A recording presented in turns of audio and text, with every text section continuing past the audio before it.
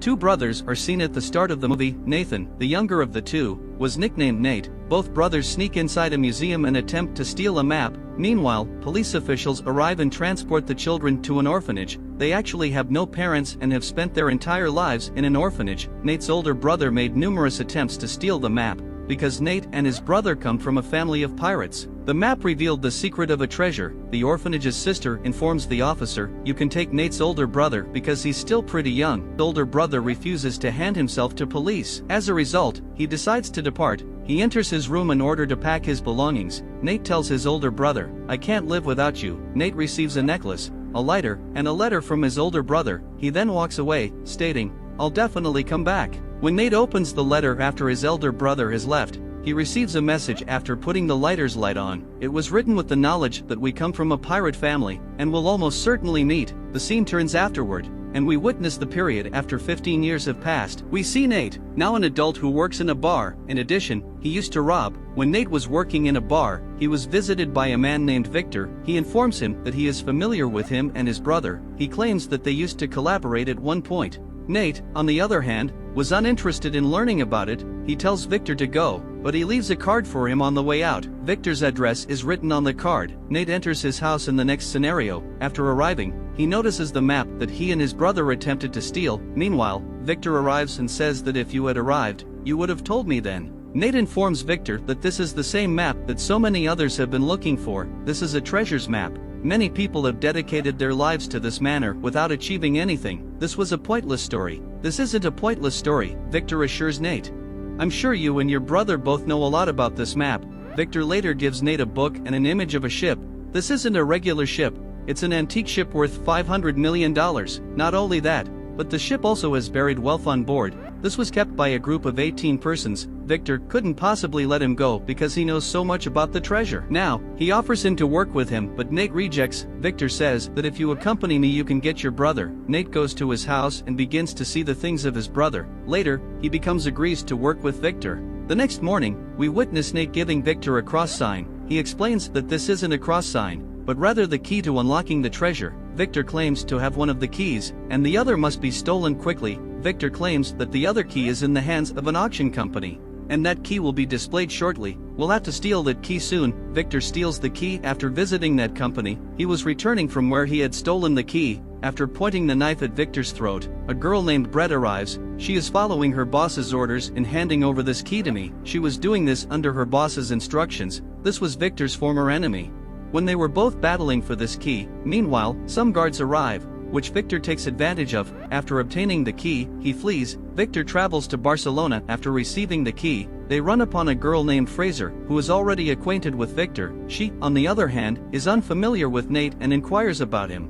Victor introduces him as an old friend. Nate realizes that the other key is with Fraser, not Victor. Nate confronts Victor and demands, "Why did you lie to me?" Fraser claims that you may be completely unaware of the situation. Fraser exits the scene while stealing the key as they were bickering. Fraser was rushing ahead of Nate as they chased each other. Fraser, who was seated in her car, was preparing to go. However, Nate appears in front of her car, and Victor also comes there. He tells Fraser to grab the entire treasure, but you have no idea what it is. Only Nate is aware of the situation, and after hearing it, Fraser agrees to work with them. Nate tells them that the treasure was hidden near the church by those 18 people many years ago. They arrive at the church. After arriving, Nate begins to notice the cards that his brother has handed him. As a result, he is confident that he is in the right place. 3 of them are now hiding in the church's basement. They find the key's activation location. The key was hidden beneath the statue. They don't know, however, in which direction the key should rotate. Both keys must be rotated clockwise. Victor reads in the book. As a result, arrows start to erupt from the statue. 3 of them, though, remain uninjured.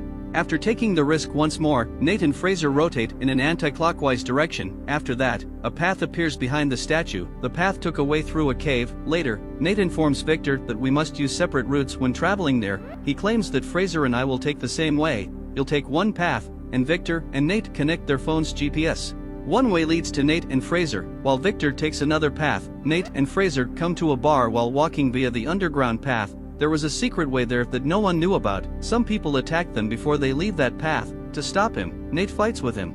Fraser, on the other hand, is attempting to open the door. Nate and Fraser depart from there after the door is opened. They discover a third door that can be opened with the crosskey can open. Water begins to flood the door as Fraser tries to open it. Because the first door must be opened before the second door can be opened, only Victor can open it. Victor was attempting to open the door on the other side. Meanwhile, the same girl who had previously attacked him appears.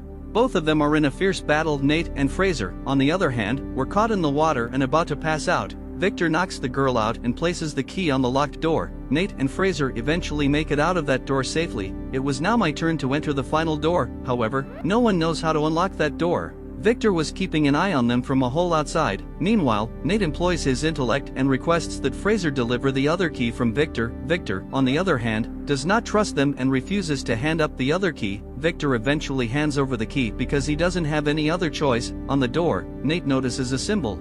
When Nate combines the two keys, the same symbol appears on the door. As a result, they open the door. When they walk through that door, they see 3 giant pots. Victor, on the other hand, kept pestering Nate with questions about the treasure. Nate turns Fraser upside down to discover what's inside the pots. When Fraser looked into the pots, he noticed that there was a lot of salt in them. It implies that there was no treasure to be found. Meanwhile, one of the 3 pots breaks. They notice that a map appears from there. This was the actual map for getting to the treasure. Fraser raises his gun at Nate as he sees him. "What do you think?" she says. "Victor has told you the truth." She fires the gun at Nate's head, knocking him unconscious. She goes from there after taking the map from there. She also takes the keys with her as she leaves. Victor later approaches Nate and observes him faint. They learn Fraser has deceived them when Nate wakes up. When Nate regains consciousness, he inquires about his brother. "What you've kept concealed from me, and what you've kept hidden from me?" He claims that he and your brother went treasure hunting many years ago. For that, we needed to steal a book, which we did. The residents of Mercado had opened fire on us as we returned.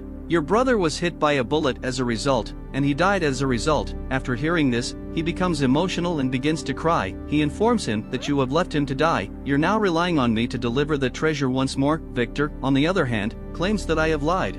But it was also your brother's wish for you to carry on his dream when he died. Nate assures me that I will go find the treasure and fulfill his ambition. But after that, we'll have our own paths to take. Fraser is later seen with Brett and her boss, implying that she worked for them. Brett's employer has informed her that she will now work under Fraser. Later, Brett's employer goes on a treasure hunt with his crew on a plane. They've taken everything vital with them. Brett's supervisor was bragging about it to everyone, saying, "It's my treasure that has been misplaced by my family for a long time." Meanwhile, Brett shows up and ends up killing his boss. Fraser realizes that after killing her boss, she will now kill herself. So, in order to save her life, she hides in the plane car. Brett orders her men to shoot Fraser if they find her anywhere. Meanwhile, Nate and Victor were looking for Fraser, arrive on the plane while seated in the car's compartment. They took the map while looking for Fraser and used it to their advantage. Later, Brett and Fraser begin to start firing. They were firing at each other. Victor tells Nate that we've found the map and should go by taking the parachute. Victor leaves by taking the parachute while Nate stops and asks Brett, "You've killed my brother."